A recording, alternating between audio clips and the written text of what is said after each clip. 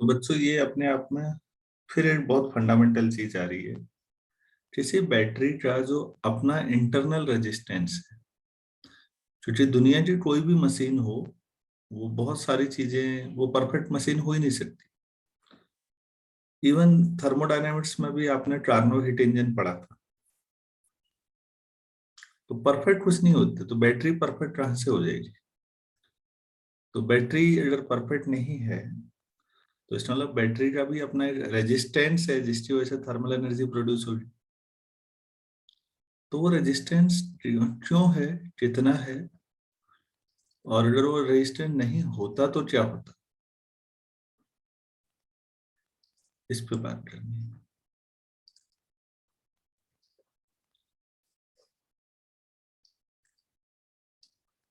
तो किसी बैटरी का इंटरनल रेजिस्टेंस,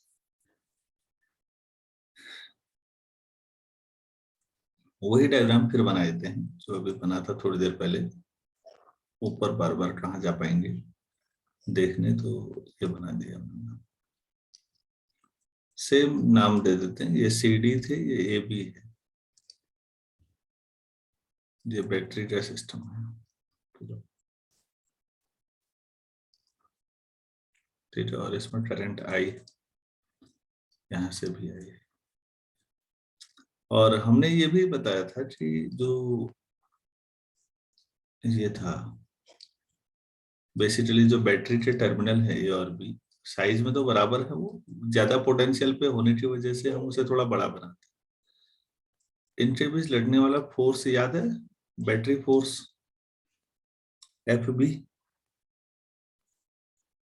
यस सर। तो पिछले एक आध दिन पहले बात हुई थी जब, तो एफ बी के बारे में वो रिकॉल करना है थोड़ा सा। अब हम बात कर रहे हैं कि इसमें चार्ज पास हो रहा है इस सर्किट में, और करंट है, तो ऑब्वियस है टी टाइम में आई इंटू टी हो जाएगा, तो चार्ज हो रही है। तो वो सर्किट में जो करंट फ्लो हो रही है वो ए से बी तक है, लेकिन जो बैटरी के अंदर होगी वो तो बी से ए होगी ना फिर, क्योंकि पूरा क्लोज सर्किट है। सर्किट के बाहर आपको दिख रहा है ए से वाया सी डी होते हुए बी तक करंट फ्लो हो रही है बच्चों। Yes sir. और बैटरी के अंदर B2। बी टू ए होगा ना फिर, पूरा तो अभी तो यस बनेगा। सर। ठीक है ना? अरे जैसे मैग्नेटिक उसमें नहीं होता है, मैग्नेट में हाई स्कूल में हो सकता पढ़ा हो, यहाँ तो अभी नहीं पढ़ा है हमने। North south magnetic field line north से निकल के कहाँ पहुंचती है? हाँ। साउथ। अरे वो तो ठीक है, अगर ये पूरा लूप बनाएंगे तो फिर इसके अंदर भी तो चलेंगी। तो मैग्नेटिक फील्ड यस बाहर तो नॉर्थ से साउथ चलती हैं, अंदर मैग्नेट के अंदर। सर, साउथ से नॉर्थ। हाँ, इन पे बात करेंगे, अब अगला चैप्टर आने वाला है बाद में। लेकिन उसके अंदर तो मैं यहाँ भी वही कहना चाह रहा हूँ। चलो ठीक है, मैग्नेट पे अभी ज्यादा चर्चा नहीं, जब चैप्टर आएगा तब करेंगे। तो मैं लिख रहा हूँ कि एज द चार्ज, कौन सा charge, Q equal to I T goes through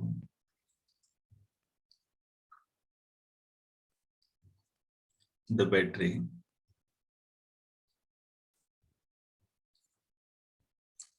from, मैं पूरा लिख देता हूँ, from the negative terminal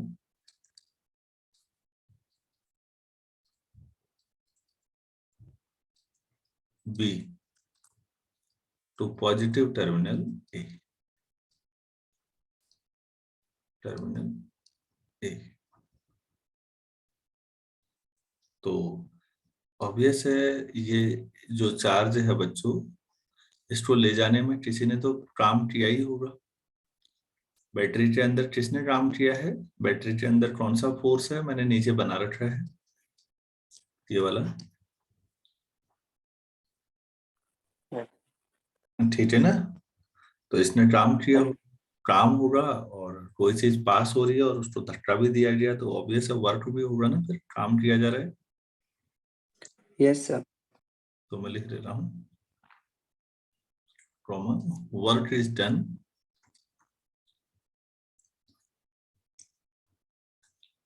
by the, ये नॉन इलेक्ट्रिक था ना, नॉन इलेक्ट्रोस्टैटिक बैटरी फोर्स कहा था मैंने इसको, एफ बी। तो दिस वर्क इज ट्रू, मैं U1 नाम दे देता हूं। तो ये चार्ज जितना पास हो रहा है Q इंटू ई,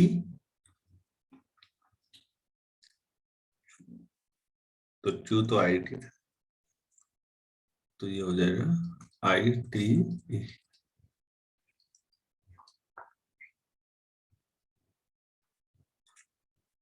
इतना क्लियर है?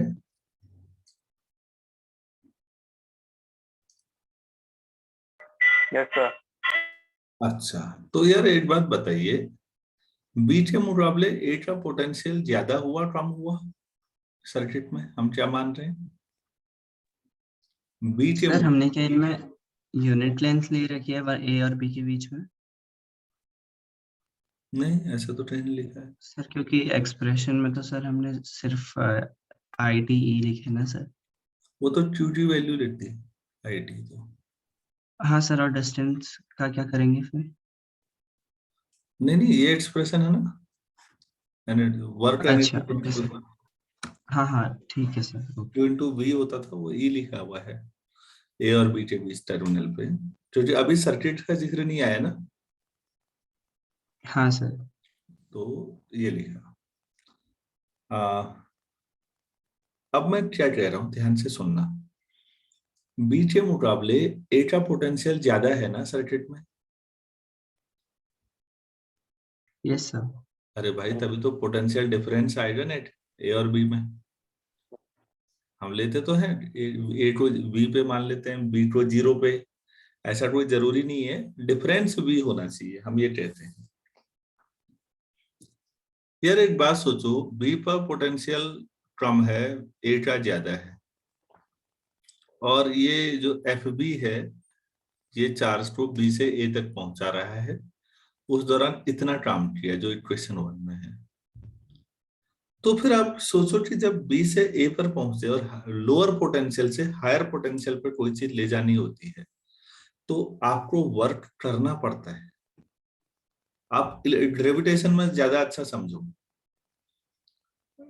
ग्रेविटेशन में जमीन से ये h1 हाइट है, ये h2 हाइट है, तो भाई ये जो, ये अगर मान लो ये ए है, ये बी है, ए से बी तक कोई चीज ले जानी हो, ग्रेविटेशन के अगेंस्ट हो जाएगा, तो वर्क करना पड़ेगा ना बच्चों। फिर चढ़ाई में आपत क्यों आ जाती है?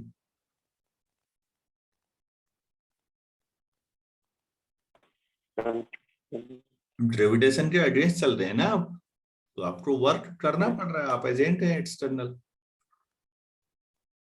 लेकिन अगर आपको बी से ए तक आना हो तो, यहाँ भी तो पोटेंशियल सोचो mgh होता है ना। इलेक्ट्रिक आप हाँ महसूस सर। नहीं कर पाओगे, ग्रेविटेशन तो महसूस कर ही सकते हो भाई। सब बता यस रहा हूँ, सर। कभी मैग्नेटिक पे आ रहा हूँ, कभी ग्रेविटेशन पे आ रहा हूँ, ताकि बात समझा सकूं। मैं कहना चाह रहा हूँ ग्रेविटेशन क्योंकि हम रियलाइज करते हैं डायरेक्टली, तो लोअर पोटेंशियल से हायर पोटेंशियल में जाने में वर्क करना पड़ता है या नहीं करना पड़ता, मैं ये कह रहा हाँ सर। हूँ। हाँ तो भाई लॉजिक तो एक ही लगेगा। आप भी बी से ए तक आ रहे हैं, तो लोअर पोटेंशियल से हायर पोटेंशियल में ना, समझ में आया? Yes sir. हाँ सर। इस बात को लिखा भी देते हैं यार, पहले पूरी बात समझ में आनी जरूरी है। The potential of A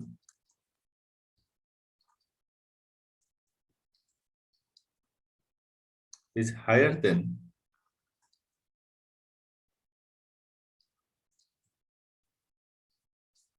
then the potential of P, सही बात है, पोटेंशियल ऑफ P, हाँ, और जितना ज्यादा है हम ये भी जानते हैं पोटेंशियल डिफरेंस V है, ब्रैकेट में by an amount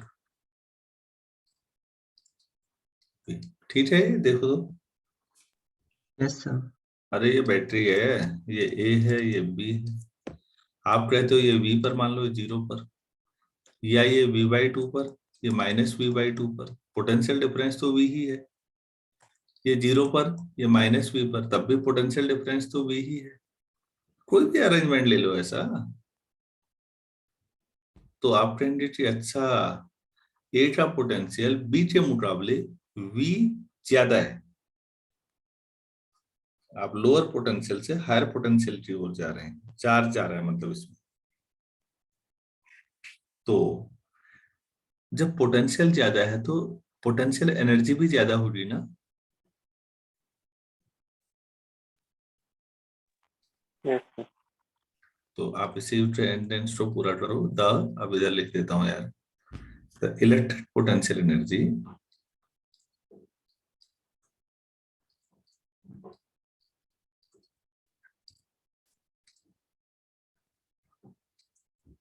increases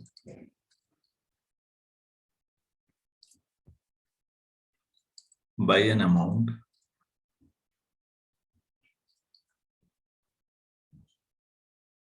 U2 मान लो इसे, तो ये क्या हो जाएगा वैसे ही IT इंटू V हो जाएगा यहाँ पर, ये चीजों पर पहले आपने E लिया था, दूसरी बार में V लिया, बाकी वैसे ही है, क्वेश्चन 1 और 2 में कोई अंतर नहीं। अब एनर्जी डिफरेंस कितना बचा, द रिमेनिंग एनर्जी, एनर्जी तो है ही है, कितनी बची होगी, इतना तो वर्क में आया काम, जो बची U1 - U2, ये एनर्जी अब बर्बाद होनी है, तो ये थर्मल एनर्जी में आपको दिखेगी, U1 - U2 appears as thermal energy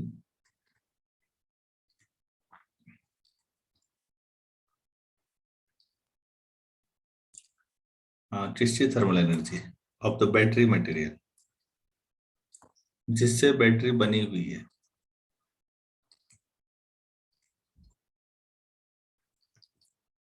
ये, तो उसकी ये एनर्जी हो गई, अच्छा ठीक है। अब बैटरी तो आप लोग जानते होंगे कि मटेरियल अच्छा भी हो सकता है, खराब भी हो सकता है, किस मटेरियल की बनी हुई है बैटरी हमें नहीं पता, अरे क्या हो रहा है भाई,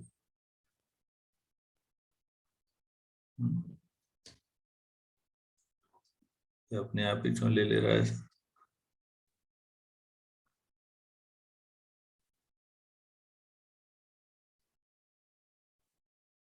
यार इसने सब गड़बड़ा दिया, नोट कर लिया आपने इतना, यस सर।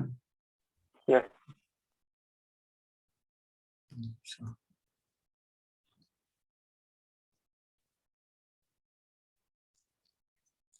क्या हो गया होगा इस थोड़ा सा,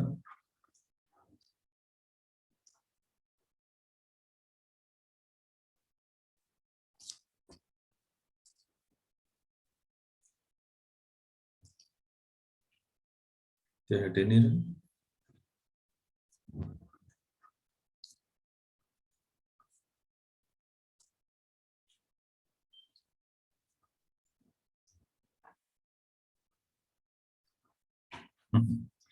तो नहीं आ पाता है, चलो इसको इग्नोर करिए, हो गया।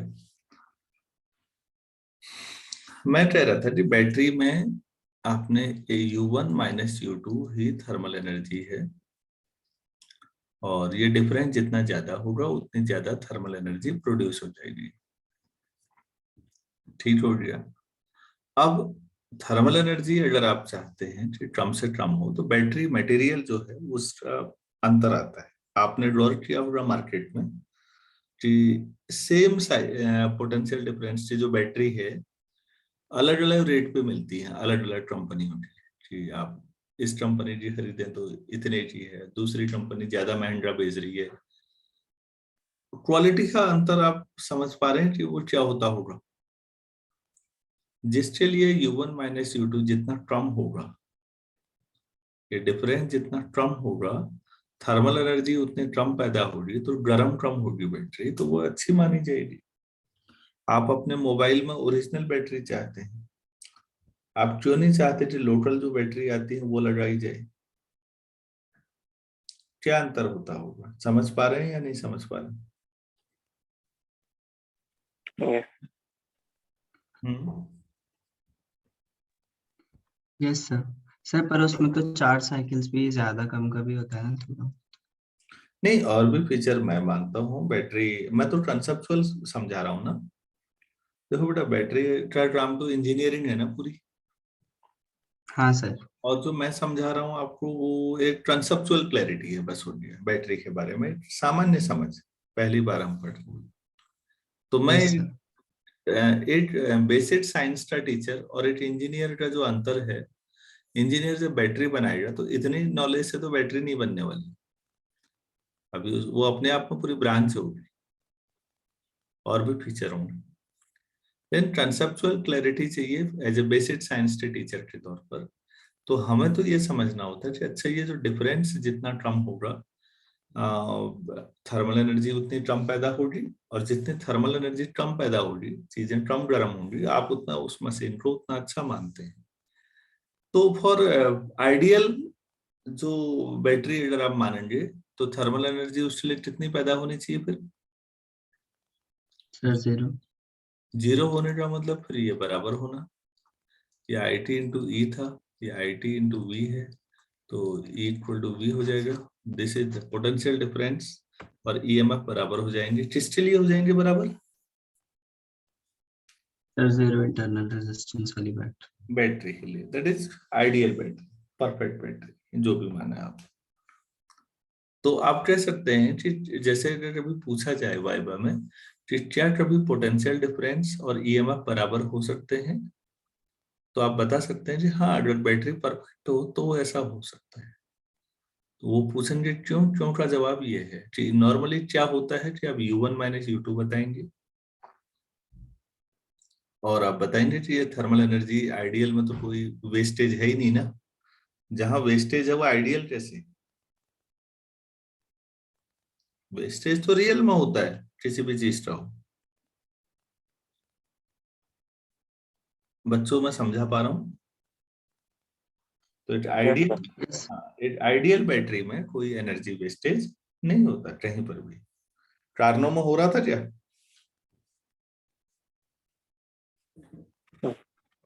हाँ सर।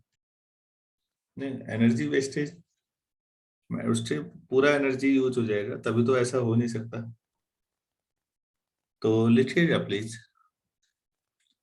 हमने पिछले पेज में लास्ट में क्या लिखा था?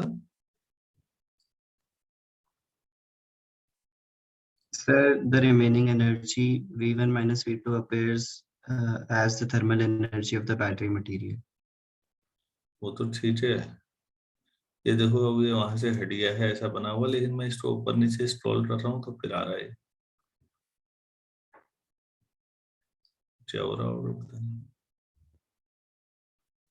अच्छा, थर्मल, ठीक हो गया। तो फिर अब नए उसमें कर देते हैं, चलिए प्लीज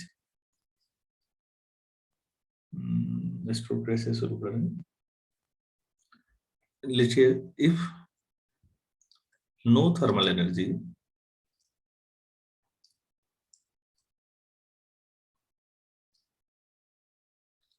is developed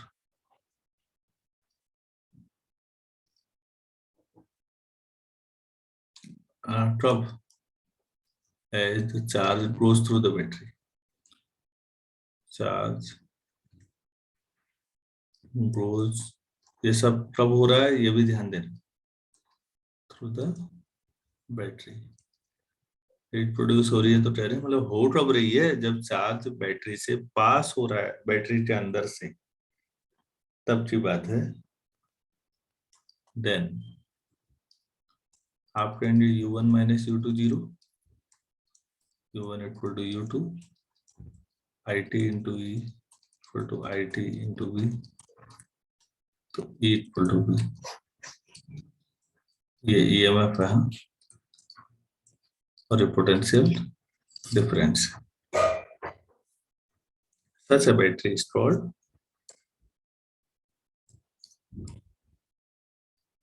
Ideal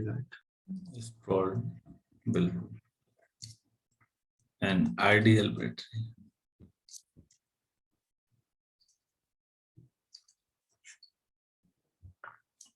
इसको बच्चों जब दिखाएंगे तो इस तरह से दिखाएंगे आइडियल बैटरी।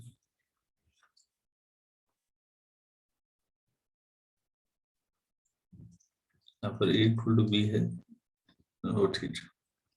आप कहेंगे सर हम अभी भी तो ऐसे दिखा रहे थे, अब आगे ऐसे नहीं दिखाएंगे बच्चों, क्योंकि जो रियल बैटरीज होती हैं उनका रेजिस्टेंस भी होता है, तो उनको हम अब ऐसे दिखाएंगे आगे को, मतलब बैटरी और उसका अपना रेजिस्टेंस, इंटरनल रेजिस्टेंस, तो उस पर अभी बात करेंगे। तो इसलिए आगे को ये वाला रहेगा रियल बैटरी। ऐसे जो हम दिखाते आ रहे हैं परफेक्ट बैटरी की बात है। क्या पता हो ये है,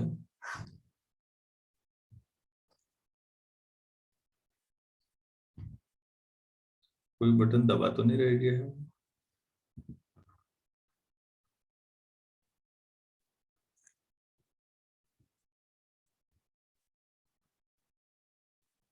ऐसे ही हो रहा है ना तो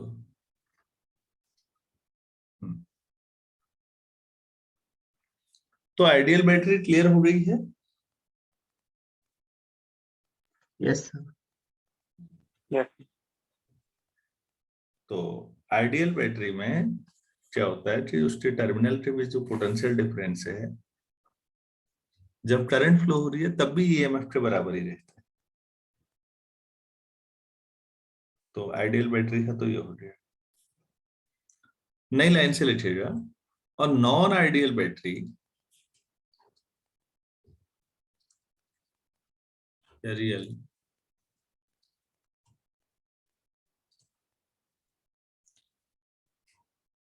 develops thermal energy,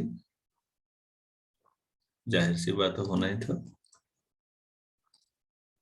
develops thermal energy कब, जब करंट पास होती है ना इससे, as the current passes through it, passes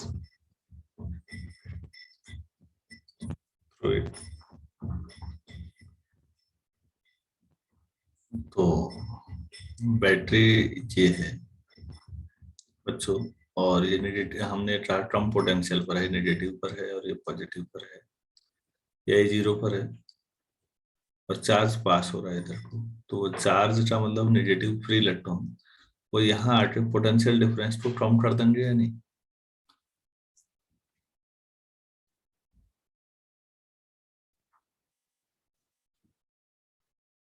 Yes, sir. तो पोटेंशियल डिफरेंस कम लिखिएगा, pass through it, current pass through it, and the potential difference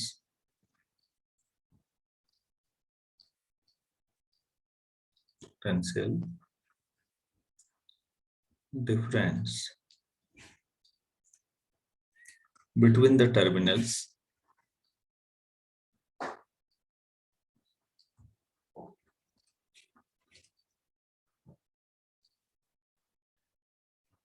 is smaller than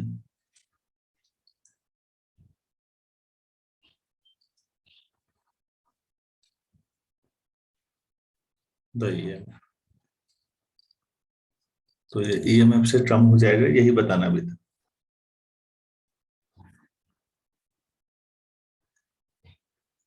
तो ऐसी बैटरी कैसे दिखाई जाएगी, such a battery is represented as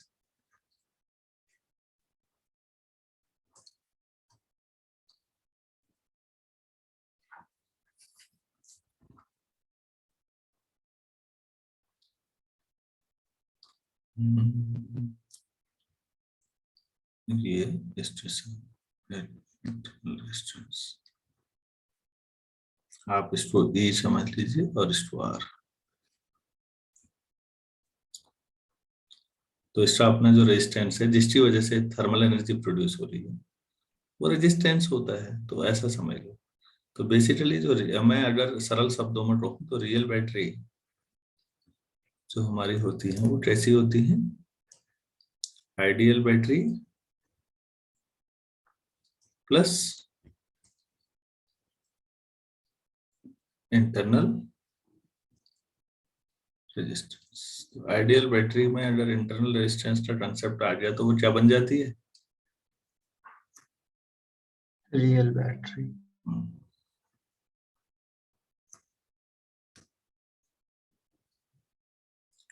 क्या ये समझ में आया आप लोगों को? Yes sir.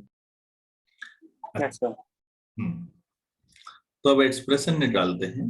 एक्सप्रेशन फिर एक बार मैं ये स्टोरी बना रहा हूँ, आप चाहें तो ऊपर वाले में ही कर लें, कोई जरूरी नहीं है इतनी बार बार बार यही चीज बनाना। वही बनाया फिर मैंने, और मैंने मान लिया बैटरी के टर्मिनल की जो यहाँ ए और बी ले लिए, इसमें करंट ऐसे आ रही थी, ऐसे चल रहा था ना मैटर, ये तो था करंट आई अभी जो सर्किट का हिस्सा है, ये ई है और ये स्मॉल आर है, यही है। Now yes sir. V A minus V B को मैं क्या ऐसे लिख सकता हूँ? वी ए,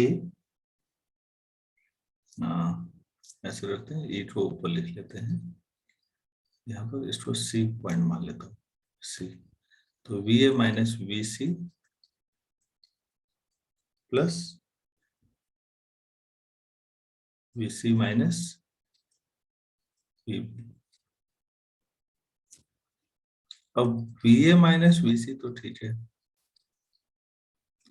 इसको मैं वी बी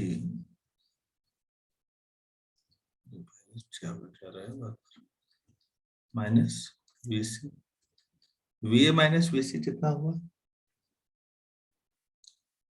ए और सी पे डिफरेंस ई, अरे ठीक है, हाँ सर। ए और सी का डिफरेंस ई तो है पूरा, minus yes. V B minus V C, Ohm's law से I R. I R. This is A और बी के बीच जो पोटेंशियल डिफरेंस है वो ये, यही फॉर्मूला है बच्चों। ए और बी के बीच टर्मिनल पोटेंशियल डिफरेंस वी मान लो, तो ये आप कहेंगे ये माइनस क्यों किया दूसरे में? क्योंकि करंट फ्लो बी से सी को हो रही थी, इसलिए बी में से सी घटाएंगे। अरे भाई हायर पोटेंशियल से लोअर पोटेंशियल में करंट फ्लो होती है, कोई भी हो। Yes, sir.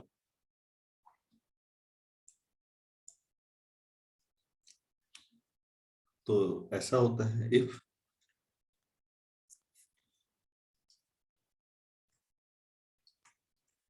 We A minus B B equal to B,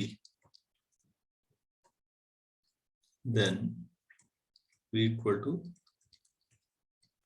तो इंटरनल ये अंतर है दोनों में, देख रहे होंगे आप। हो सकता है आपने सवाल भी कर डाले होंगे।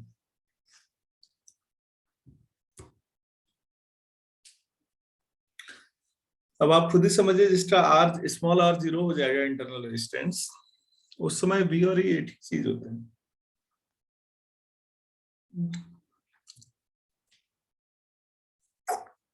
क्या मैं समझा पाया आपको? Yes sir. Yes, sir. EMF और पोटेंशियल डिफरेंस, इंटरनल रेजिस्टेंस, ये चीजें क्लियर हो पाई हैं? हाँ सर। चलिए ठीक है, फिर आज इतना ही करते हैं। कल हम लोग किर्चॉफ्स लॉ पे काम करेंगे कल सुबह।